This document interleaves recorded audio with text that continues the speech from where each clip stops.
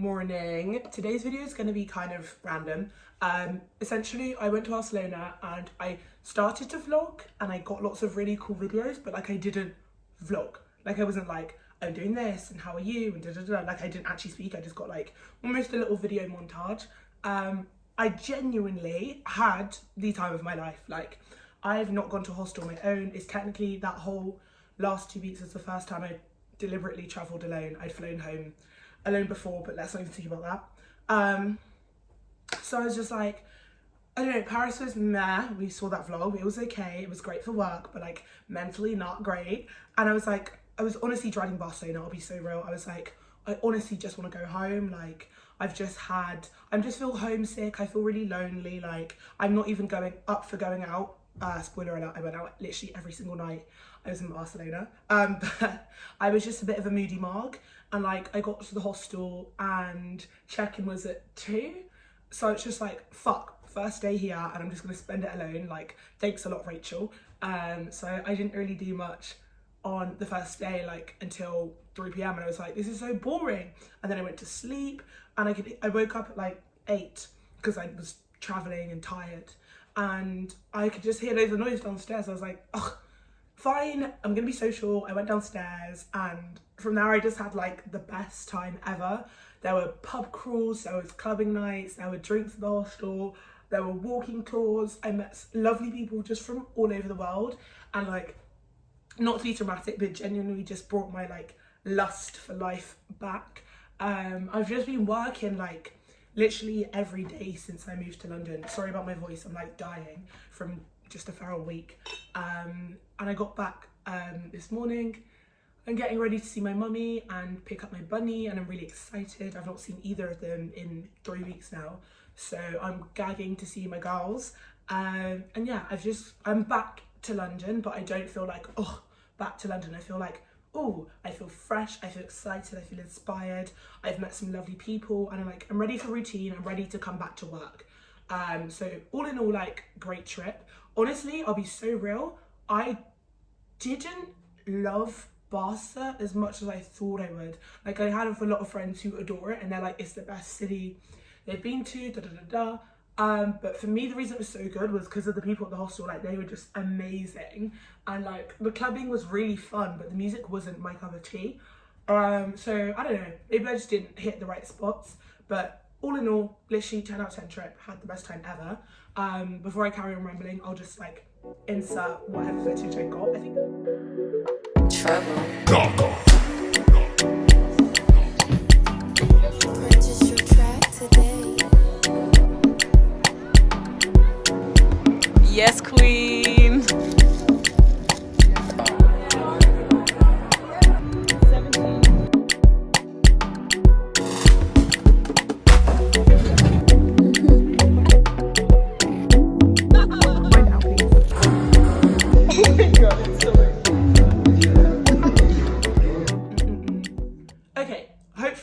This was weird. She just paused for a second and was like, sat there.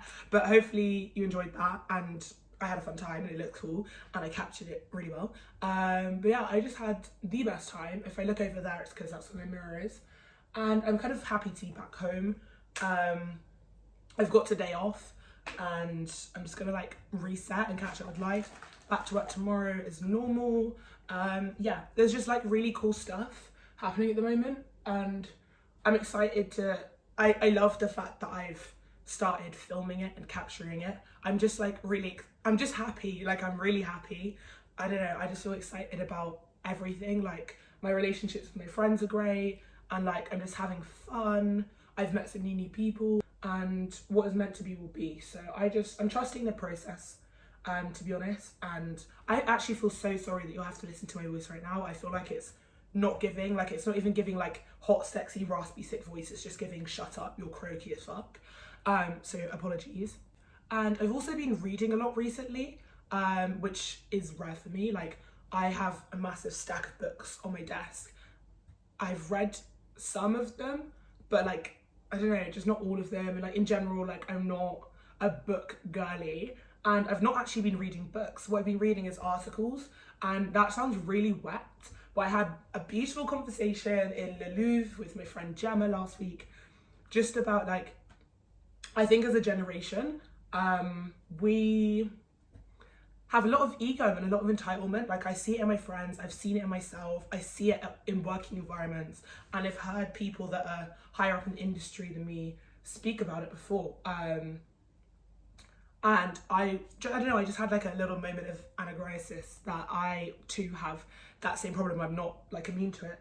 And I don't know, I think it's because with social media, we have access to a lot more information than people did have ever had, really. Like, I feel really educated and I feel very mature because I've seen and done a lot of things, which I don't know, I think we've all grown up at a faster pace than people of other generations have, because of social media, because of the internet, because of just any technology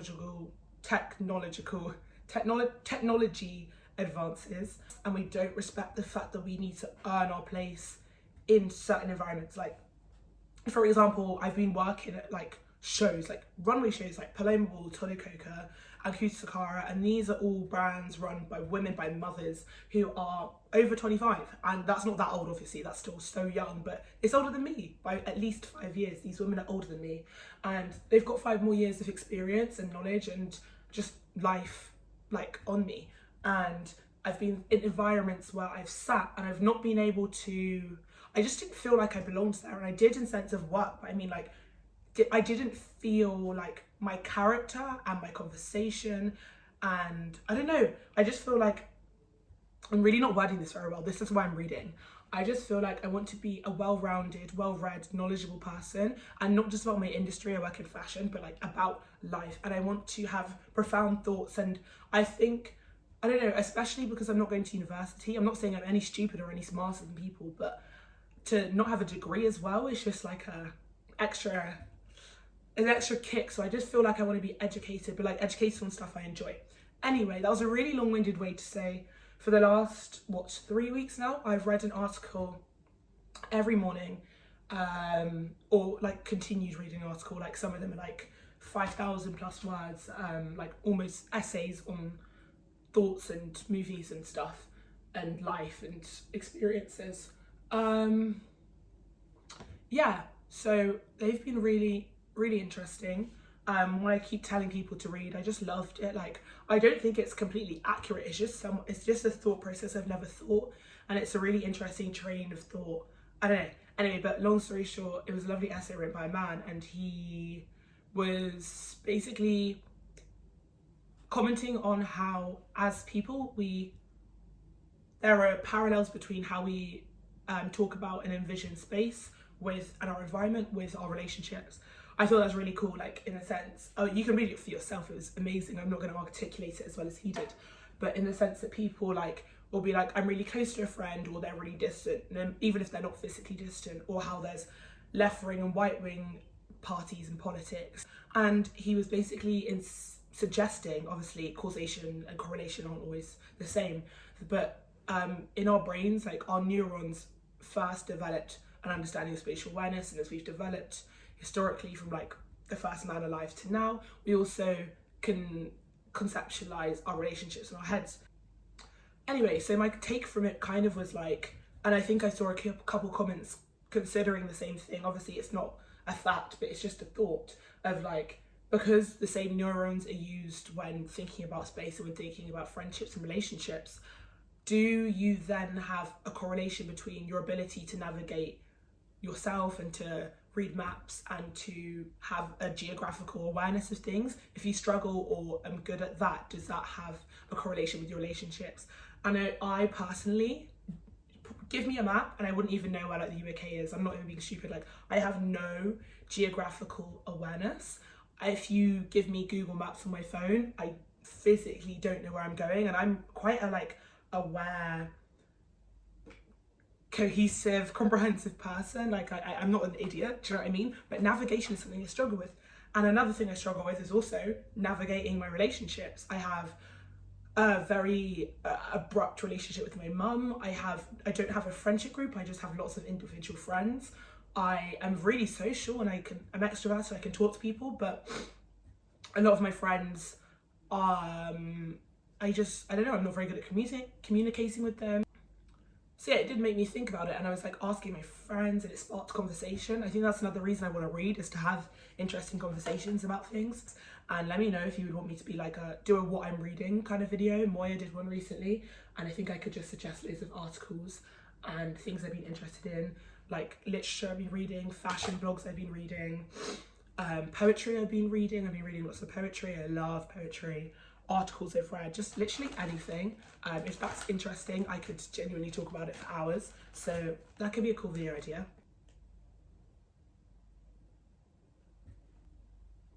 It's a little bit wonky, but I also don't care. Like, I'm literally going to the train station and back to go and get a Nari. I'm so excited. I miss my little girl. Like, I forgot how much I rely on her emotionally.